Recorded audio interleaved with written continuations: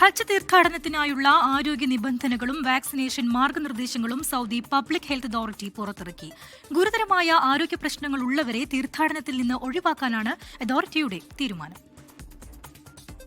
ഹജ്ജ് സീസണിൽ പകർച്ചവ്യാധികൾ തടയുന്നതിന്റെ ഭാഗമായാണ് സൗദി ആരോഗ്യ മന്ത്രാലയം മാർഗനിർദ്ദേശങ്ങൾ പുറപ്പെടുവിച്ചത്. മെനിഞ്ചൈറ്റിസ്, കോവിഡ്-19 എന്നിവയ്ക്കുള്ള വാക്സിനുകൾ എല്ലാ തീർത്ഥാടകരും ജീവനക്കാരും എടുത്തിരിക്കണം. ആഫ്രിക്കൻ, അമേരിക്കൻ രാജ്യങ്ങളിൽ നിന്നെത്തുന്നവർക്ക് യെല്ലോ ഫീവർ വാക്സിനും ചില രാജ്യങ്ങളിൽ നിന്നുള്ളവർക്ക് പോളിയോ വാക്സിനും നിർബന്ധമാണ്. അതേസമയം ശാരീരിക ശേഷി കുറഞ്ഞവർക്കും ഗുരുതര രോഗബാധിതർക്കും ഇത്തവണ ഹജ്ജിന് അനുമതിയുണ്ടായിരിക്കില്ല. വൃക്കരോഗികൾ, ഹൃദയസ്തംഭനമുള്ളവർ, ശ്വാസകോശ രോഗികൾ, അവസാനഘട്ട ക്യാൻസർ ബാധിതർ എന്നിവരെ ഒഴിവാക്കിയിട്ടുണ്ട്. അമിത ചൂട് മൂലമുള്ള ആരോഗ്യ പ്രശ്നങ്ങൾ ഒഴിവാക്കാൻ കുടകൾ ഉപയോഗിക്കണമെന്നും ധാരാളം വെള്ളം കുടിക്കണമെന്നും വിദഗ്ധർ നിർദ്ദേശിക്കുന്നു. മാസ്ക് ധരിക്കാനും ശുചിത്വം പാലിക്കാനും ശ്രദ്ധിക്കണം. യാത്രയ്ക്ക് 3 ആഴ്ച മുമ്പ് തന്നെ ശാരീരികക്ഷമത മെച്ചപ്പെടുത്താനുള്ള വ്യായാമങ്ങൾ തുടങ്ങണമെന്നും ആരോഗ്യവകുപ്പ് തീർത്ഥാടകരോട് അഭ്യർത്ഥിച്ചു.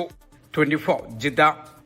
ലോകത്തെവിടെയായാലും ഏത് സമയത്തും 24 വാർത്തകളും ഓഗ്മെന്റഡ് റിയാലിറ്റി പാക്കേജുകളും എക്സ്പ്ലെയിനറുകളും വിശദമായി കാണാൻ ഞങ്ങളുടെ യൂട്യൂബ് ചാനൽ നിങ്ങൾക്ക് സബ്സ്ക്രൈബ് ചെയ്യാം.